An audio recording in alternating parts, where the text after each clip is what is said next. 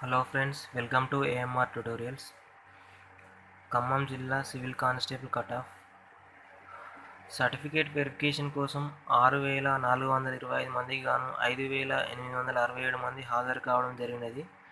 ఖమ్మం జిల్లా సివిల్ పోస్టులు వచ్చేసి 113.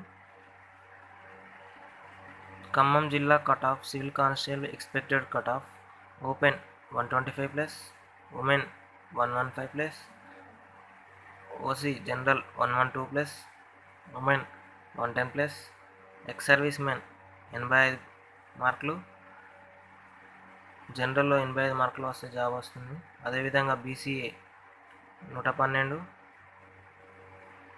BCA women 102, BCB general 117+, BCB women 108+, BCC general 90+, BCC women 80, BCD general 118+, BCD women 108+, BCE 110+, BCE women 98+, SC general 110+, అదేవిధంగా SC women 100+, ST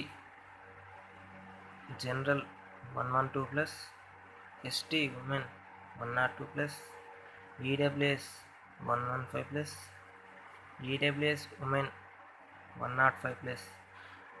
Khammam జిల్లాతో పాటు కొత్తగూడెం జిల్లాలో civil constable పోస్టులు 64.